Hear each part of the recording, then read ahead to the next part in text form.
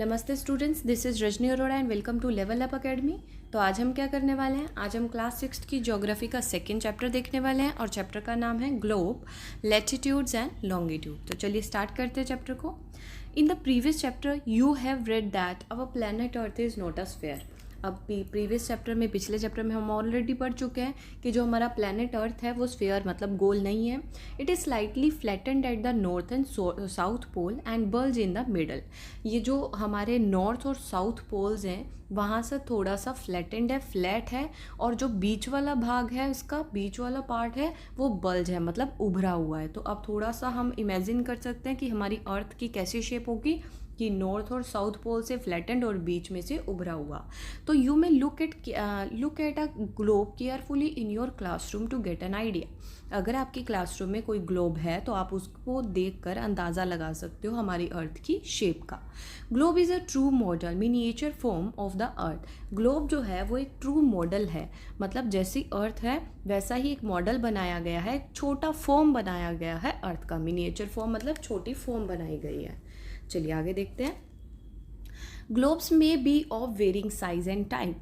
Globe जो है वो अलग अलग तरह के और अलग अलग साइज़ के हो सकते हैं। जैसे कि कुछ बड़े ग्लोब होते हैं जिसको कैरी करना बहुत मुश्किल हो जाता है।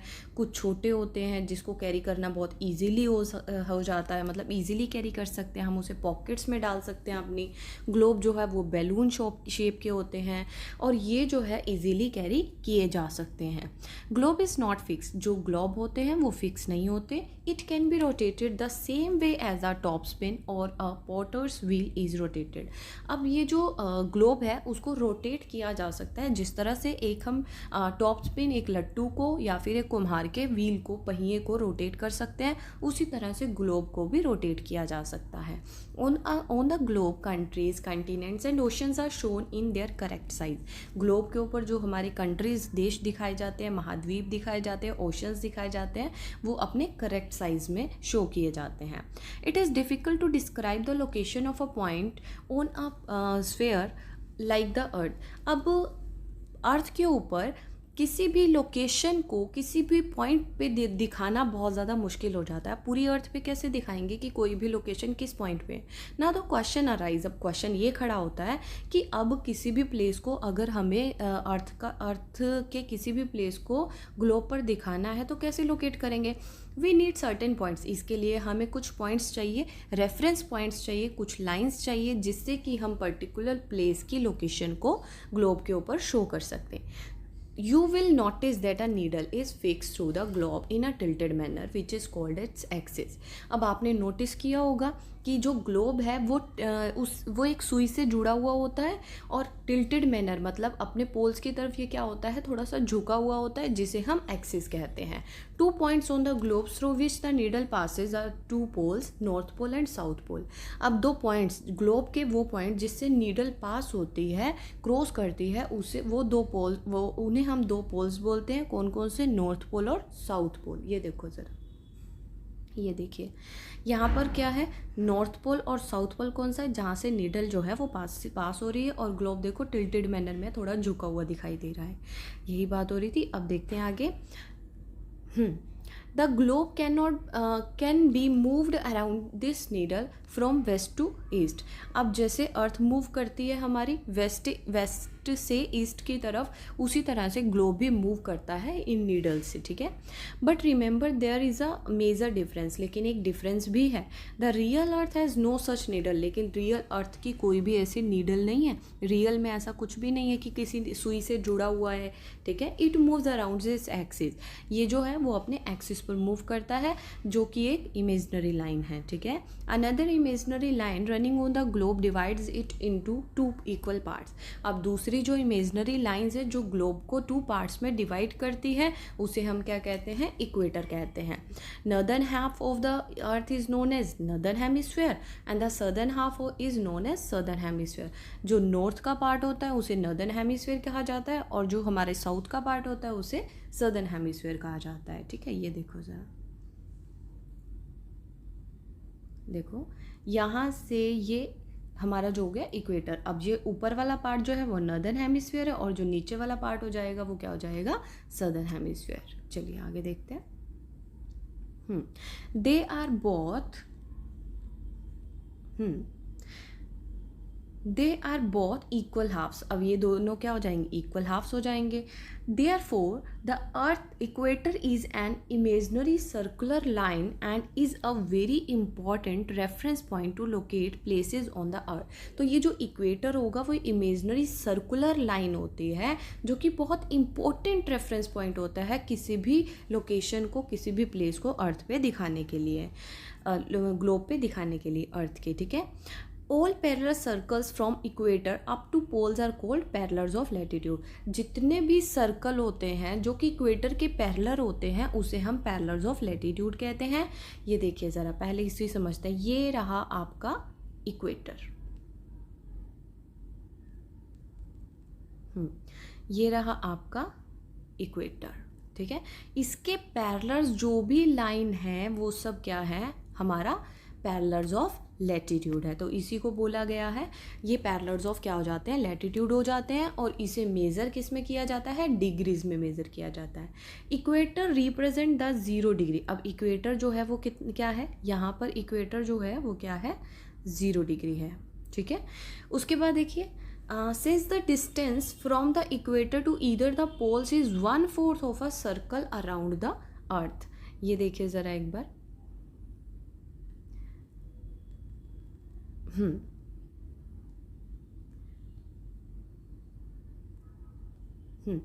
ये देखिए यहाँ पर जो ये डिस्टेंस है, यहाँ नॉर्थ से जो ये डिस्टेंस है इक्वेटर का वो कितना है, 1/4 है। इसी तरह से साउथ से क्या है, ये 1/4 का डिस्टेंस है, ठीक है। तो चलिए आगे देखते हैं क्या कह रहे हैं ये। The equator represent the 0 degree latitude, ये हमें पता चल गया। Since the distance from the equator to either the poles is 1/4 of the circle round the earth. तो किसी भी पोल से अगर हम इसका डिस्टेंस देखें तो वो कितना है, 1/4 है। अब पूरा सर्कल अगर हम मेज़र करते हैं तो 360 होगा, ठीक है। अगर इक्वेटर को पोल से मेज़र करेंगे तो 1/4 है, तो इट मीन्स 90 डिग्री, ठीक है। दस 90 degree north latitude marks the north pole and 90 degree south latitude marks the south pole. तो इसी तरह से 90 डिग्री नॉर्थ पोल हो जाएगा और 90 डिग्री साउथ पोल हो जाएगा। As such all parallels north of the equators are called north latitude. Similarly all parallels south of the equator are called south latitude. इसका कहने का मतलब है कि जो भी नॉर्थ के पैरेलल्स दिखाए जा रहे हैं वो सारे क्या हो जाएंगे, नॉर्थ लैटिट्यूड। और जो साउथ के हैं वो सारे क्या हो जाएंगे, साउथ लैटिट्यूड हो जाएंगे, ठीक है। तो पैरेलल्स ऑफ लैटिट्यूड आपको समझ आया, नॉर्थ और साउथ लैटिट्यूड समझ आया। अब आगे देखते हैं। As such all parallels north of the equators are called north latitude, ये हम पढ़ चुके हैं। आगे देखते हैं। The value of each latitude is therefore followed by either the word north और साउथ। अब ये क्या कह रहे हैं कि अगर हमें ये लैटिट्यूड की वैल्यू देनी है तो उसके साथ हमें नॉर्थ और साउथ भी मेंशन करना होगा। Generally this is a indication. अब इसको इंडिकेट कैसे किया जाता है, एन और एस लगाकर। एन मीन्स नॉर्थ और S means south. For example दे रहे हैं ये कि both Chandrapur in Maharashtra and Belo Horizonte in Brazil, South America are located in parallel of about 20 degree latitude.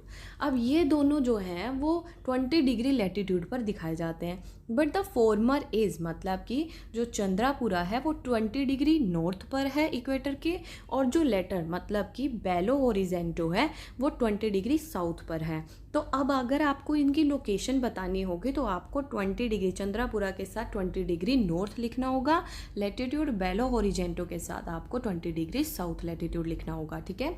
तो इसी तरह से हम अपने लैटिट्यूड्स की लोकेशंस, कोई भी प्लेस की लोकेशन लैटिट्यूड्स पर दिखाते हैं, ठीक है। आगे देखिए, हाँ एक चीज़ और बताई गई है कि as we move away from the equator the size of the parallels of latitude decreases. आप बिल्कुल देख सकते हो, ये देखो जैसे ही हम जो है ऊपर की तरफ जा रहे हैं तो साइज जो पैरेलल्स लैटिट्यूड्स का साइज है वो क्या हो रहा है, डिक्रीज ही तो हो रहा है, ठीक है। चलिए आगे देखते हैं। Important parallels of latitude, important parallels देखते हैं ज़रा। बिसाइड द इक्वेटर 0 डिग्री, अब 0 डिग्री पर हमारा क्या हो जाएगा, इक्वेटर हो जाएगा। 90 डिग्री नॉर्थ पर हमारा नॉर्थ पोल हो जाएगा, साउथ पोल जो है वो 90 डिग्री साउथ पर हो जाएगा। These are the 4 important parallels of latitude. आप देख लेते हैं आगे ज़रा। ट्रॉपिक ऑफ कैंसर जो है वो आपको मिलेगा 23। अब देखो 23.5 डिग्री नॉर्थ पर आपको क्या मिलेगा, ट्रॉपिक ऑफ कैंसर मिलेगा, ठीक है, इन द नॉर्दर्न हेमिस्फीयर। अब यहाँ पर देखो ज़रा, कहाँ है हमारा ट्रॉपिक ऑफ कैंसर, ये दिखाई दे रहा है आपको। अब ये कितने डिग्री पर है, 23.5 डिग्री नॉर्थ पर है, ठीक है, क्यों, क्योंकि ये नॉर्दर्न हेमिस्फीयर की तरफ है, ठीक है। ये देखिए ज़रा, ये जो है वो कितना कहाँ पर है, 23.5 डिग्री, ठीक है। अब नेक्स्ट जो है वो ट्रॉपिक ऑफ कैप्रिकॉन है। ट्रॉपिक ऑफ कैप्रिकॉन ये रहा आपका, हाँ। तो अब ये कहाँ है, देखो 23, अब 23.5 डिग्री जो है नॉर्थ की तरफ, तो हमारा ट्रॉपिक ऑफ कैंसर हो जाएगा। Tropic of Capricorn 23.5 degree south पर दिखाई देगा आपको, सदर्न हेमिस्फीयर में है। इसके बाद हमारा आर्कटिक सर्कल जो है वो 66.5 डिग्री नॉर्थ पर है। एंटार्क्टिक सर्कल जो है वो 66.5 डिग्री साउथ पर है, ठीक है। तो ये सारी जो 4 मेन पॉइंट आपको दिखाए गए हैं, एक तो Tropic of Cancer, Tropic of Capricorn, Arctic Circle and Antarctic Circle, ठीक है। तो चलिए आगे देखते हैं। नेक्स्ट है हमारा हीट जोन ऑफ अर्थ। अब इसे समझना भी ज़रूरी है। देखो पहले ये चीज़ एक्सपेरिमेंट किया हुआ है वो देख लेते हैं ज़रा, कि जैसे कि इन्होंने क्या लिया, एक पेपर लिया, ठीक है, उसको स्ट्रेट रखा। पेपर को जब स्ट्रेट रखा, जब उस पर टॉर्च डाली तो एक एरिया था ऐसा जिस पे कि बहुत ज़्यादा लाइट पड़ रही है, बहुत ज़्यादा हीट पड़ रही है, ठीक है। उसी तरह से अगर उस बोर्ड को, जो भी पेपर लिया था, उसको हम थोड़ा सा जो है टेढ़ा कर देते हैं, तो उससे क्या होगा, जो टॉर्च है, जो टॉर्च की लाइट है वो ज़्यादा पार्ट के अंदर फैली हुई दिखाई देती है। अब इसे ये क्या समझाना चाह रहे हैं, देखते हैं ज़रा। Heat zone on earth of the earth, sorry, the midday sun is exactly overhead at least once a year on all latitudes in between the Tropic of Cancer and Tropic of Capricorn. जो midday sun होता है वो overhead, मतलब कि पूरे एक साल के लिए, कम से कम एक साल के लिए सभी जितने भी लैटिट्यूड्स होते हैं उनके ऊपर होता है, जो कि ट्रॉपिक ऑफ कैंसर और ट्रॉपिक ऑफ कैप्रिकॉन के बीच में होते हैं। चलिए दोबारा से वो डायग्राम देखते हैं ज़रा। ये देखो यहाँ पर बात की जा रही है कि जो भी ट्रॉपिक ऑफ कैंसर और ट्रॉपिक ऑफ कैप्रिकॉन के बीच में जितने भी लैटिट्यूड्स होंगे ना, उनमें कम से कम एक साल के लिए जो हमारा सन होता है उसकी लाइट जो है वो मतलब पूरी अच्छे वाली पड़ती है, जहाँ पे बहुत ज़्यादा गर्मी होती है, ठीक है। अब देखो ज़रा, इसके बाद ये कह रहे हैं कि these area therefore receive the maximum heat and is called torrid zone. अब ये जो एरिया होता है यहाँ पर सबसे ज़्यादा हीट होती है और इसे क्या कहा जाता है, टॉरिड जोन कहा जाता है, ठीक है। तो मतलब ट्रॉपिक ऑफ कैंसर और ट्रॉपिक ऑफ कैप्रिकॉन के बीच के एरिया को टॉरिड जोन कहा जाता है। नेक्स्ट देखो, the midday sun never shines overhead on any latitude beyond the Tropic of Cancer and the Tropic of Capricorn. मतलब जो हमारा ट्रॉपिक ऑफ कैंसर और ट्रॉपिक ऑफ कैप्रिकॉन है, इसके ऊपर या ट्रॉपिक ऑफ कैप्रिकॉन से नीचे कहीं पर भी जो सन की शाइन है, मतलब कि बहुत ज़्यादा हीट जो है वो डायरेक्ट नहीं पड़ती है। The angle is sun's rays goes on decreasing toward the poles. इसीलिए जो एंगल बनता है सन की लाइट का, सन की हीट का, वो क्या हो जाता है, डिक्रीज हो जाता है पोल्स की तरफ जाते जाते। As such the areas bounded by Tropic of Cancer and the Arctic Circle in the northern hemisphere and the Tropic of Capricorn and Antarctic Circle in the southern hemisphere have moderate temperature. इसीलिए इन areas मतलब Tropic of Cancers और Arctic Circles के बीच में, और जो Tropic of Capricorn और एंटार्क्टिक सर्कल के बीच का जो एरिया होता है वो क्या होता है, वहाँ पर बहुत ही मॉडरेट टेम्परेचर रहता है, क्योंकि जो सन की लाइट है वो तो सीधी पड़ती नहीं है। Therefore these are therefore called temperate zone. अब आपको 2 जोन पता है, टॉरिड जोन जो ट्रॉपिक ऑफ कैंसर और ट्रॉपिक ऑफ कैप्रिकॉन के बीच का एरिया है उसको हम टॉरिड जोन कहेंगे। क्यों? क्योंकि वहाँ पर मैक्सिमम हीट पड़ती है हमारे सन की। लेकिन जो एरिया ट्रॉपिक ऑफ कैंसर और आर्कटिक सर्कल के बीच में, तो चलिए एक बार डायग्राम देखिए, ये देखिए,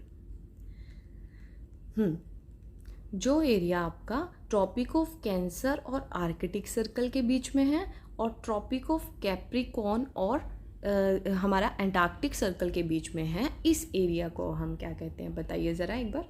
देखिए सबसे पहले आपको टॉरिड जोन पता चला, और यहाँ पर जो एरिया है वो हमारा कहलाता है टेम्परेट जोन। ये दोनों हमारे क्या कहलाएंगे, टेम्परेट जोन कहलाएंगे, ठीक है। तो चलिए देखते हैं आगे। areas lying between the Arctic Circle and the North Pole is in the northern hemisphere, and the Antarctic Circle and the South Pole in the southern hemisphere are very cold. क्यों? क्योंकि यहाँ पर it is because here the sun does not rise much above the horizon, क्योंकि यहाँ पर जो है वो सन की लाइट जो है बहुत ही कम रेयर रहती है, तो इसे क्या कहा जाता है, यहाँ पर ये जो है बहुत ही कम हीट होती है इसके कारण, तो इसीलिए इसको फ्रीजिड जोन कहते हैं. क्यों? क्योंकि ये बहुत ज़्यादा ठंडे होते हैं. ठीक है, चलिए अब आपको तीनों जोन समझ आ चुके हैं. सबसे पहले हमने क्या देखा कि ट्रॉपिक ऑफ कैंसर और ट्रॉपिक ऑफ कैप्रिकॉर्न के बीच का एरिया जो है वो टॉरिड जोन है. क्यों? क्योंकि यहाँ पे सन की लाइट डायरेक्ट पड़ती है, हीट मैक्सिमम रिसीव होती है इस एरिया में, तो इसे टॉरिड जोन, क्योंकि गर्म इलाका कहते हैं इसको. उसके बाद जो हमारा आर्कटिक सर्कल और ट्रॉपिक ऑफ कैंसर वाला एरिया है और एंटार्क्टिक सर्कल और ट्रॉपिक ऑफ कैप्रिकॉर्न के बीच का एरिया है, इसे हम टेम्परेट जोन कहते हैं, क्योंकि यहाँ पर जो टेम्परेचर है वो मॉडरेट रहता है. ठीक है, नेक्स्ट है हमारा कि जो एरिया आर्कटिक सर्कल और पोल्स के नॉर्थ पोल और एंटार्क्टिक सर्कल और साउथ पोल के बीच का एरिया होता है, उसे हम फ्रीजिड जोन कहते हैं, क्योंकि यहाँ पर जो सन है वो डायरेक्ट किसी भी तरह की हीट को नहीं देता. यहाँ पर जो है ये इलाके क्या होते हैं, बहुत ज़्यादा ठंडे होते हैं, इसीलिए इसे फ्रीजिड जोन कहा जाता है. ठीक है, तो आज के लिए इतना ही, कल आगे कंटिन्यू करेंगे. Thank you so much.